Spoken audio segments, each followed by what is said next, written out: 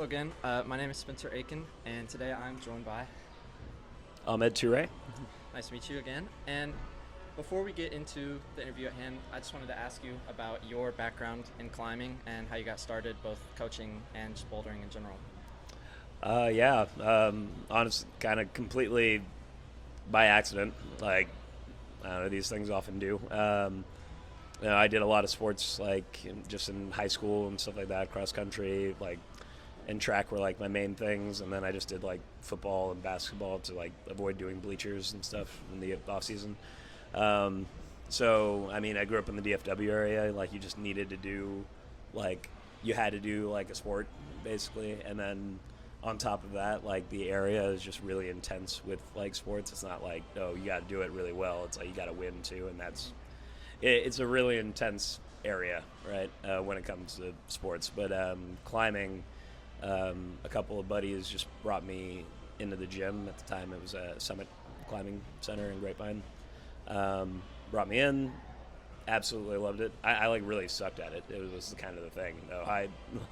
I remember I climbed like 2 5.6s and just like struggled like on this 5.7.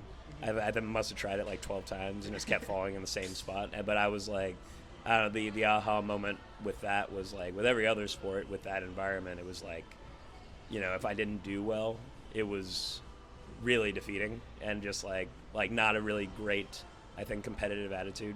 And climbing really changed that. Like, I had to slow down. I wasn't really great at it. Like, right at the beginning, I had to get good at it. And like, I became obsessed. Like, it was after that day, it was like I came back, and I think for 2 months straight, I went there like every single day. And I think like I have those like employees to thank too, because like I could not afford that.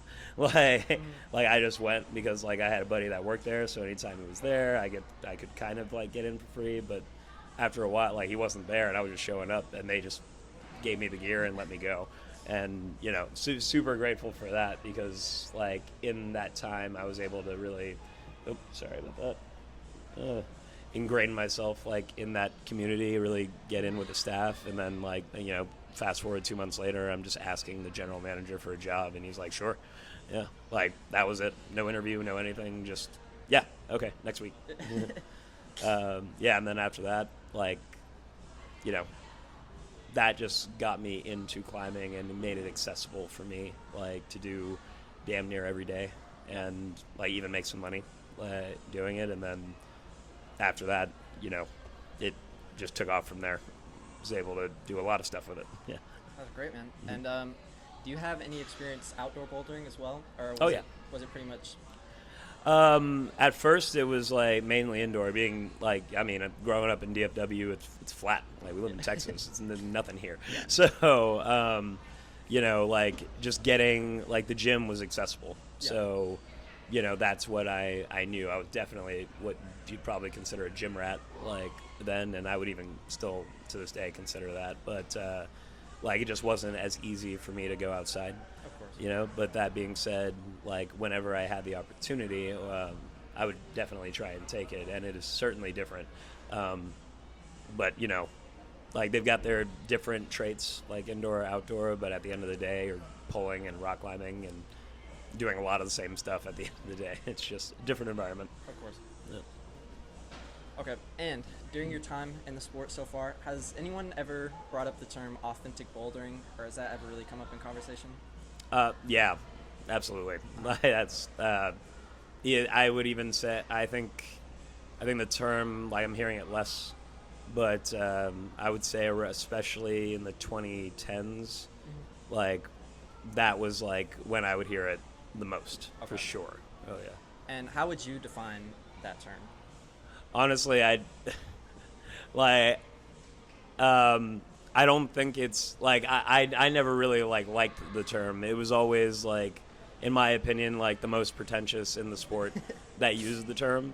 And it was, and it for the most part, like, I would say it was just old school outdoor boulders. Like, I won't say it's all of them by any means. Like, it's not that. It's very, like anything, there's just a select few that are just the loudest in the bunch.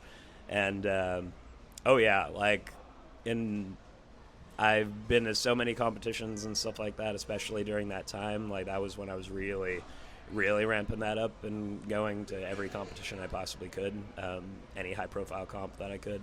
And you'd run into these people, and it even begged the question at the time, like, what are you even doing here watching this competition? Like, if just go outside, like, leave me alone. I'm enjoying myself. Yeah, I would say like the term in like if I were to define it through that person's eyes, it's like, oh, it's not like only if it's natural, only if it like basically if Mother Earth created it, it was completely untouched, and you climb it, then that's like an authentic boulder to that person. And if I were to take that term and redefine it and make it, I think, more inclusive, because that's a very exclusive way I think of looking at it. Climbing belongs to everybody, I believe, in some capacity. Of course. Yeah, if I were to redefine that, take the words back, I would just say it's the movement of climbing, period. Whether you get that inside, outside, like it's just whatever you have access to, you do it. Like even people that climb on buildings, the buildering like stuff, it's not even really in this world, but in my opinion, it's climbing. It's a lot of the same move over and over again, but it's still climbing. And with your definition of the term, do you think that type of idea is important for the sport?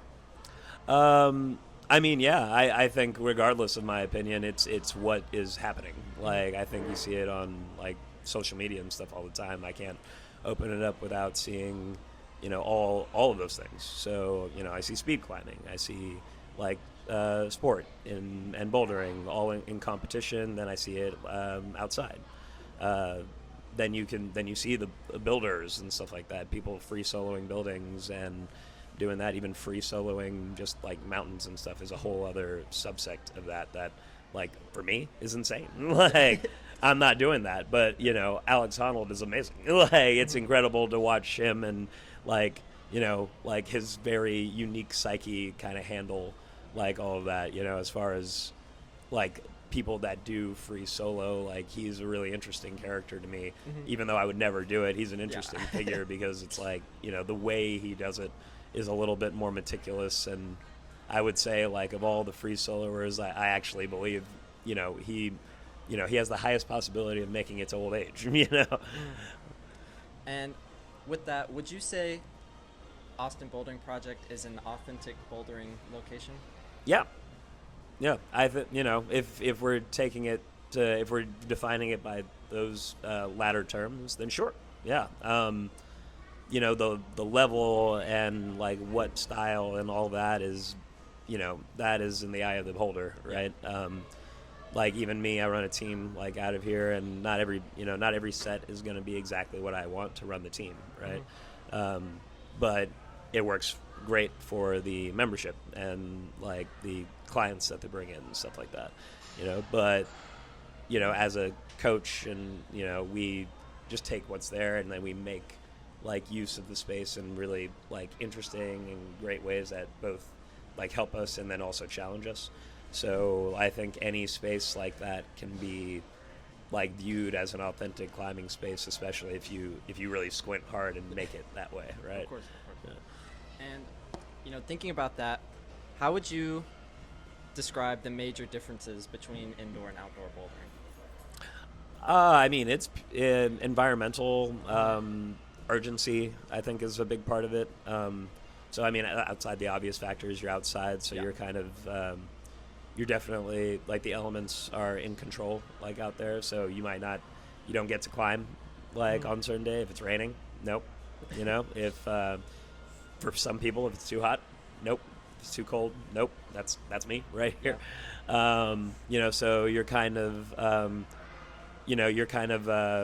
like a slave to the seasons and when like the weather, like when it comes outside. But also like these are like iconic lines that have been there like forever. Like they're very established lines. Like the grading is like pretty consistent, like in certain areas, just because they've been there for so long. These are just awesome things about it. And then of course just being outside in nature, if that's your thing, that's you can't really get that inside, right? But then you look at indoors and it's a whole different monster. Like, competition, like, is more of a thing. Like inside, you get more acrobatic moves and like interesting holds that like dual texture isn't really a thing like outside unless you're going to like certain areas and the rock is just polished, and that isn't even viewed as like really a good thing like outside, where like the rock is almost ruined, whereas inside like setters are making that a thing. It's like an additional challenge. So it's all rock climbing, but yeah, it is two different worlds like under the same roof. Yeah. And I just wanted to add, how would you describe the differences in like the style of routes, like versus indoor and outdoor bouldering? Oh, like, yeah. what do you notice is the major differences and like difficulties that indoor boulders have when they try outdoors for the first time? So I'm actually like even hesitant to say it's like much different like now. I think back then, 2010, like you could really like see the difference. Like nobody like there was definitely a much like a line in the sand like there between outdoor indoor, very different styles. Very aggressive, just pulley strong like stuff outside versus like more acrobatic stuff like coordination, parkour moves, and then obviously your generic rock climbing like as well, mixed into like those artificial climbs. But I think now, like especially seeing like the younger competitors like in that scene and seeing what they can do outside, like they're bringing some of those skills like outside, and they're bringing those outdoor skills inside the competition. So it's interesting seeing that bleed a little bit more together, where like to the point where I'm seeing like these younger athletes do classic lines but with like coordination elements to it. Like they are J kick, like doing moon kicks and doing all sorts of weird stuff like on like outdoor stuff, and it just never seemed possible before. And I think that's just a cool like the next evolution. Like this happened already once before with outdoor, a little before my time, but it used to just be like you only see crimps like on the wall and that's all you can climb. And then like I would say I think it was like in the 90s or something like that, like late 90s 2000s, when people started to see like the angles and like the slopers, the compression moves that you would see in outdoor, and it became a whole new thing, and it made boulders that much more accessible and much more interesting and all that. I think we're just seeing a new wave of that with the younger generation going outside, and maybe that started inside like me. Yep. And as you've been in the bouldering scene for many years, you've seen the big rise in popularity with the sport. Oh yeah. And with that rise, what are some of the biggest changes that you've seen due to this big rise in popularity?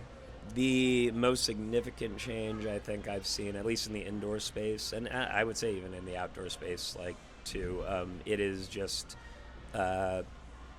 the like commercial, I guess, sector, or like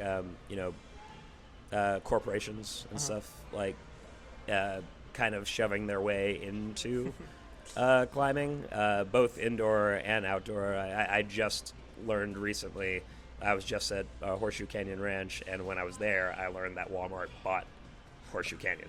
And I was like, "Excuse me, like when did that happen?" And like how are they allowed to do that? And you can already start to see the changes. Like I saw llamas like there, which I'm not sure if that's a new thing, but like I didn't see any horses, which was weird. In a place called Horseshoe Canyon Ranch, it's so odd. And then sure, like maybe some of the paths are like a little clearer, but that also brings in a lot more traffic, and like it becomes that much harder to find quieter spaces, like room on the wall, like all that.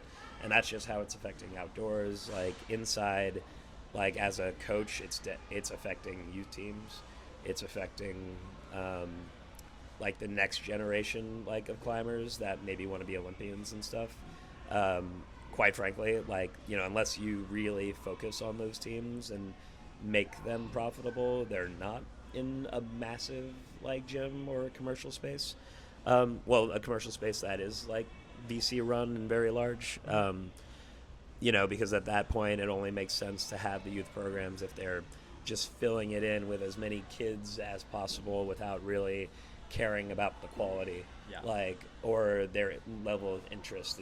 It's more of a babysitting gig, for them, and it makes them a ton of money. I'll give them that, but it affects the sport in that it becomes a passing thing instead of cultivating genuine interest in the sport and potentially getting that next great athlete. And it's very sad to me that these companies can't really see just that benefit, just seeing the kids and these athletes doing so well that it inspires a whole next generation of kids and adults, even just people that want to just try rock climbing for the first time. And I think any other sport, they kind of have that, and it's interesting that they're kind of hijacking that. But yeah, there are ways, I think, in the industry people are trying to combat that, and I'm all for it. Of course. Yeah. And with these changes that you've seen, with the rise in popularity, you would say they're positive or negative for the future of the sport? It's a mix of both. I think the sport needs some just time to figure out kind of what's going on with it, and maybe ease that up a little. Like I said, there are people in the industry that I know of that are kind of combating the corporatization of all these climbing gyms and even outdoor areas. So I think it's a bit of a pendulum swing. So it's swung really hard in that direction for the past 6 years, I would say. 10 years, but really ramped up in the last 6. But I think that there are coaches out there that are they're building their own little facilities that are small, that are geared more towards the youth, and that's cool because that's really just specifying one thing, keeping it, just keeping that interest alive in that way. There are route setters that are just doing their own facilities now that are just trying to really push the boundaries of what's possible with setting and bring that to the general public. So just doing it in a much more smaller, manageable way that allows them the freedom to do whatever they want. And then I think there are always people that are, outdoor enthusiasts that will always, combat and lobby against these bigger corporations and stuff that want to affect those outdoor areas in a negative way. So I do think it's, like I said before, there are some negative things happening for sure that is changing the face of the industry. But I also am excited to see because as of late, I think that there's some rejection that's happening right now. I think that people are starting to see that more. I think that people that may have started a few years ago are also seeing those negative effects on the climbing world, that corporate America is kind of doing. And they're kind of sick of it and looking for something new. And I think that there is kind of a vanguard out there that is ready to kind of provide that service. And, the pendulum won't ever swing back the other way, nor should it. I think these commercial facilities are great to bring climbing to the masses. If you want to try rock climbing for the first time, not every gym is, awesome, and not every gym is going to be terrible. A lot of them exist in the middle or upper middle, but it is a space where you can easily, or relatively easily, as a brand new to the sport person, come into the gym for the first time and be able to rock climb and enjoy yourself. And I think that should still exist. However, I think that there's room and there should be maybe more facilities out there that may be a little bit more niche that allow everybody to kind of get a little bit of everything. Okay. And with everything that we've talked about, I just wanted to know, to preserve the future of the sport and the idea that you mentioned of authentic bouldering, your definition, what sort of plan would you take to keep the future of the sport in a healthy state? Ooh. That's interesting. It's I don't think I'm wise enough to answer that question, if I'm being completely honest. If because like I think the question too, it's like, it's my opinion, like, of what it is, and it is like a lot of different things to a lot of people. So, if to preserve, like, I would say, like, one aspect of it that I definitely want to preserve is the competitive, like, aspect of it. Yeah. Running a team and, like, having, climbing, being in the Olympics, like, and stuff like that is, like, very awesome. And, like, that is, like, an incredible thing, like, to me, and something I want to, like, keep as genuine as possible. I want to grow the sport in that way and do it, like, the right way. And I do believe, like, with that, I think athlete representation may be the biggest thing, at least on my radar, like, with that. It is incredibly difficult for athletes to make money, like, in this sport, and that's ridiculous to me because a lot of these sponsors are loaded. Yeah. And, they're major corporations and stuff, but they're just giving athletes, like, a couple pairs of shoes, like, every year and like, telling them to maintain or do this many posts or something like that a year, or we won't send you shoes anymore, when it's like, no, you should be giving that person a salary. Like, they should be doing, like, commercials, like, we should, up the media, like, of all that. I think in general, I think all these athletes need to get, like, managers and agents, honestly, and start to really, like, shake down some of these companies and make them pay up. That's, so if there's one thing that I feel like I could actually help with and, like, do within that big, like, the climbing in general, and, to keep that part of it authentic, then great. Yeah, I would do that. But, yeah, authentic climbing in general, I think as long as people have bodies and want to rock and want to climb stuff, like, it will kind of always be there. We'll find a way. Of course. And do you think there's any way in which Bouldering Project or Austin Bouldering Project specifically could help support this plan, or, like, in a different facet as well? Yeah. And I think, honestly, they've been doing that this year.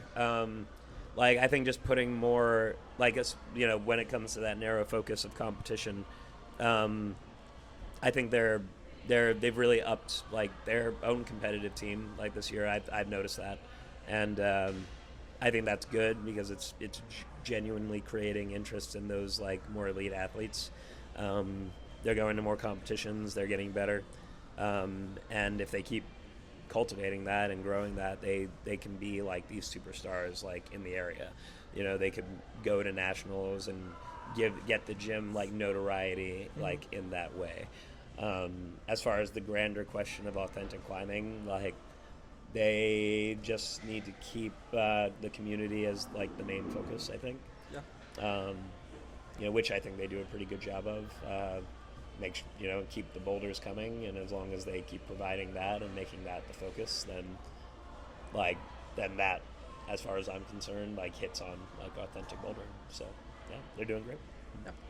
Well, I think that's about all we have for today. Cool. I just wanted to thank you for joining me today. Absolutely. And we'll see y'all in the future. Thank you.